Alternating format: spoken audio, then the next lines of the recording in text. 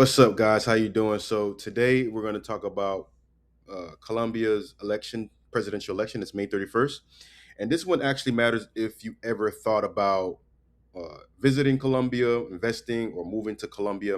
I'm going to break down this NBC report, who's running, what they stand for, and what that means for you on the ground. So let's get into it. In Colombia, two extremes vying for power. On the right, a fiery outsider is shaking up the presidential race.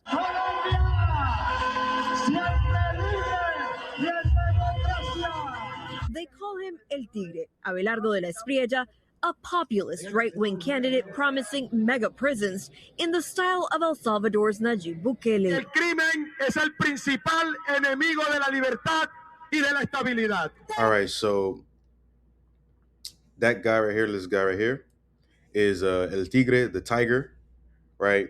Think of Bukele, like they mentioned in the video. Bukele built those mega prisons in El Salvador and it went from one of the most dangerous countries in the world to the legit, probably one of the safest tourist spots in the last 3 years. So think Bukele, he wants to do the same thing in Colombia. What would that mean for you? Let's say this guy wins hypothetically, right? I'm not saying he's going to do these things. What does it mean for you? Obviously, these guys are politicians. They tell you one thing, but let's see. Let's say he did win the presidential election, right? Um, that means more security crackdowns in those major cities like Medellin, Cali, Bogota. Those areas that feel a little bit more sketchy, they get cleaned up faster. You're probably going to see more police visibility on the streets. The international perception of Colombia probably gets improved. So that means more flights to Colombia, more infrastructure for tourism built in Colombia. And also, for example, for investors, if you want to invest in Colombia, let's say you want to invest in property, those emerging neighborhoods go up and the security improves. If you're trying to get a visa, right, I think with the right government, you're probably going to get more, it's probably going to be a stricter immigration enforcement. Those digital nomad visas could tighten, and you probably can get some consequences for overstaying your visa. Because I know a lot of cats that overstay their visa. Probably under this guy is not going. I'm not saying it's going to happen. I'm just saying, let's say he wins. That's what we're looking at. We could look at. All right. Candidate promising mega prisons to in the style of El. On the left, Senator Ivan Cepeda, the total peace candidate pushing talks with criminal and drug trafficking groups. He's also campaigning on deepening social reforms and expanding President Gustavo Petro's political agenda. Nuestro programa busca eliminar la pobreza. There is another option in the center right. All right, so that guy, it was Ivan Cepeda, right? He's left wing. He wants to continue what Petro has built. This guy, the current president right now, he wants to continue what he started, and that's pretty much more peace talks with those armed groups and less confrontation, right? So his whole thing also is simple: people are poor, and that's the root of crime. If we fix poverty, you shrink the pipeline feeding the gangs. That's what he's saying. And also, Colombia's minimum wage right now is 1.7 or 1.6, 1.7 pesos a month. That's like around $470. They raised it with Petro, so he wants to keep raising that minimum wage. So that's that. So like I said, Petro raised it 23% this year, and that was the biggest jump in decades. And Cepeda wants to build on that. More free healthcare, free university, same logic, right? Give people options so the streets aren't the only option.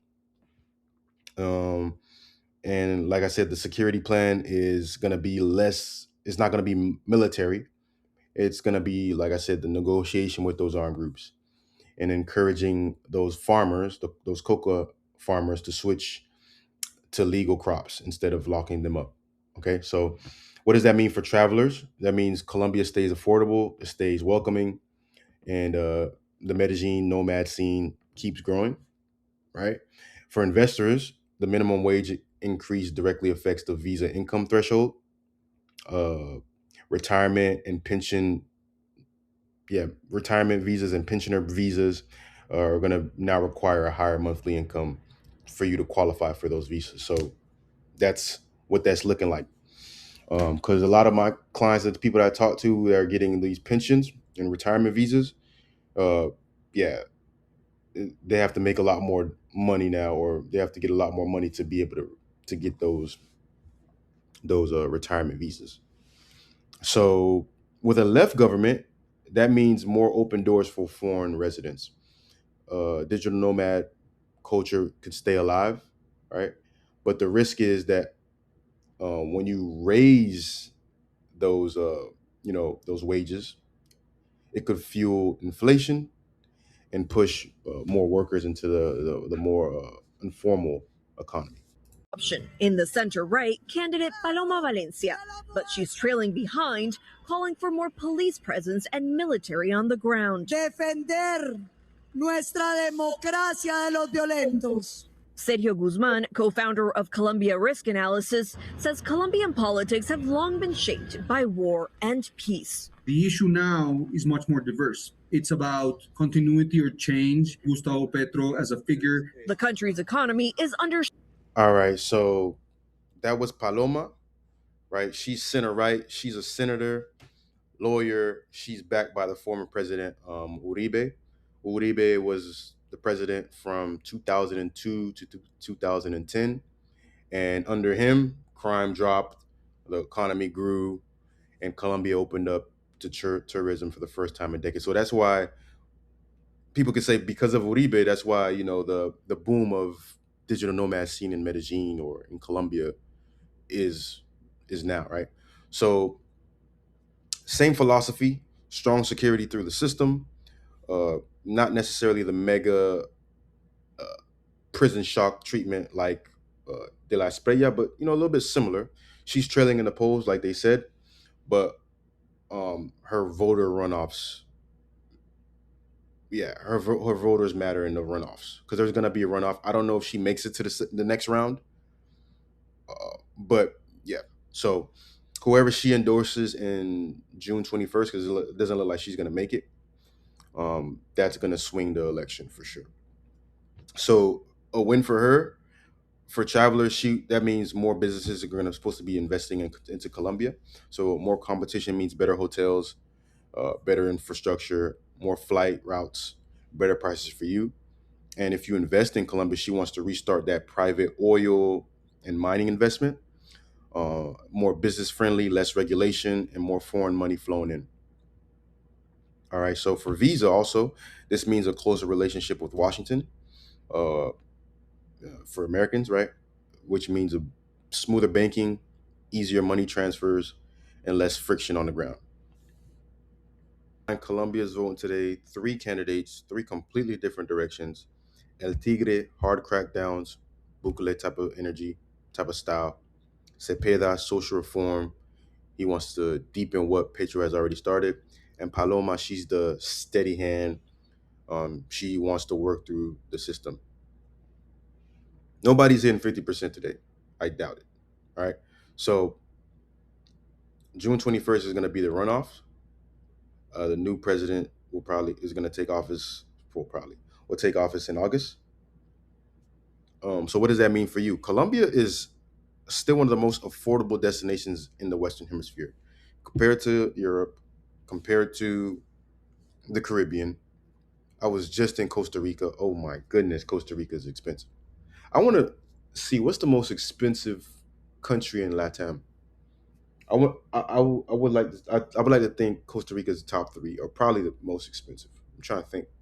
Panama's expensive. Costa Rica, Chile. I'll do some research on that, but I think Costa Rica is up there. Anyways, so go to Colombia sooner rather than later. Uh, the peso is 3,600, 3,700, like around that area.